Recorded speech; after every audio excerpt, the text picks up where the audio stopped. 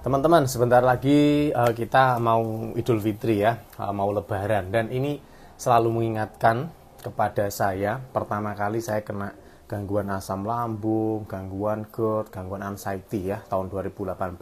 Jadi ceritanya dulu itu, saya tuh pola hidup saya itu suka ngawur guys ya. Jadi saya itu pas pada waktu puasa itu jarang sekali makan sahur pada waktu itu 2018. Terus kemudian juga sering kecapean, sering stres, sering menunda makan ya. Terus kemudian juga pada waktu itu malam takbir saya tuh makan coklat dan pedes yang luar biasa. Apa yang terjadi akhirnya pada waktu sholat Idul Fitri, pada waktu khutbah itu saya merasakan kayak mau pingsan teman-teman ya, kayak mau pingsan. Horor banget guys, horor. Jadi kalau mau lebaran kayak gini saya tuh selalu teringat kala itu ya, horornya pada waktu terkena gangguan asam lambung pertama kali itu ya. Jadi saya tuh tiba-tiba itu kayak nafas pendek, kayak mau pingsan gitu ya pada waktu Idul Fitri sholat Id itu. Terus pada waktu jalan menuju ke rumah sudah nafas pendek, jantung saya itu debar-debar banget, debar-debar sampai sejadi-jadinya teman-teman. Sampai di rumah saya itu kayak orang nggak bisa napas, sampai ibu saya itu panik ya, panik manggilin orang sekampung ya, bingung ya, namanya pada waktu Idul Fitri ya. Aduh saya mikirnya udah ya Allah ini kayaknya udah mau end ini, udah mau end kayak gitu. Nah akhirnya saya minum obat teman-teman. Kala itu saya minum obat, terus kemudian nggak berhenti sampai di situ, kambuh lagi pada waktu maghrib ya. Maghrib tuh kambuh lagi lebih parah, itu kayak udah mau dicabut gitu rasanya teman-teman. Jadi dingin tuh dari kaki sampai ke atas gitu ya, sampai leher itu terasa kering banget ya, leher terasa kering, jantung debar-debar, sesak napas dan sebagainya. Maghrib itu ya, saya akhirnya minta dirujuk ke UGD kala itu. Ketika masih di UGD ternyata nggak terjadi apa-apa teman-teman ya. Jadi dicek itu nggak ada yang ini apa, nggak ada sesuatu yang mengkhawatirkan gitu ya. Itu saya sakit seperti itu sampai 1 tahun teman-teman ya, sampai 2019 baru sembuh. Jadi intinya teman-teman, sakit asam itu seperti berbahaya banget. Itu karena apa? Karena pikiran kita teman-teman ya. Nanti saya rekomendasikan teman-teman bisa check out madu aslam ini ya. Ini herbal dari saya, ini saya gunakan dulu pada waktu aslam.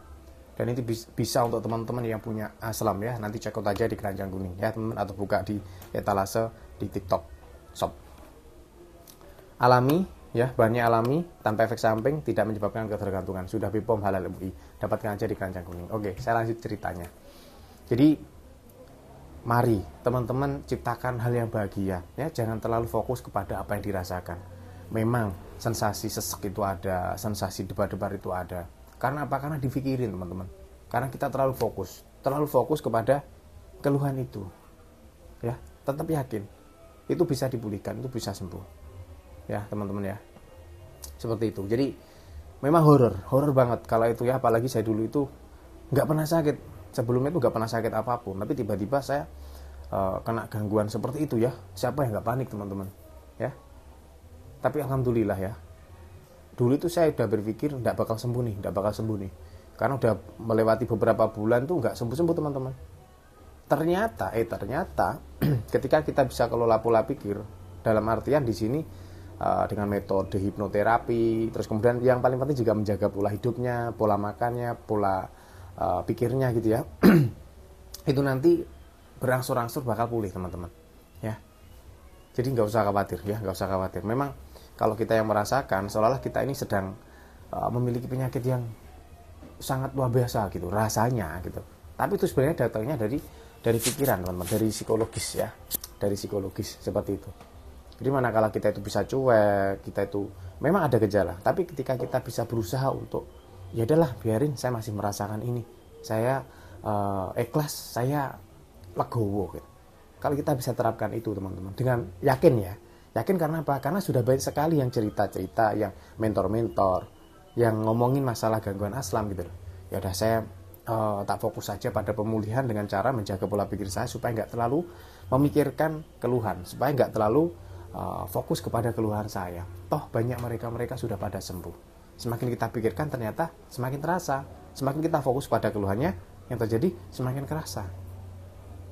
Saya tak coba untuk masa bodoh, saya tak coba untuk lebih ikhlas, lebih legowo.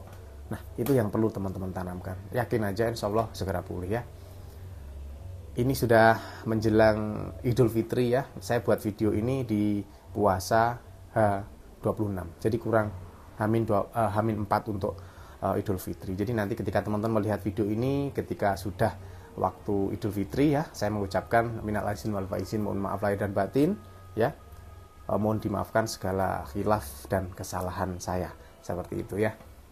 Dan teman-teman harus tetap yakin, harus tetap semangat. Insya Allah semua penyakit bakal ada obatnya ya.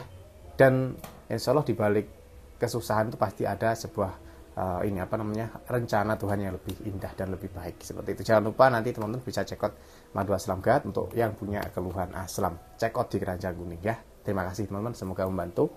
Assalamualaikum warahmatullahi wabarakatuh.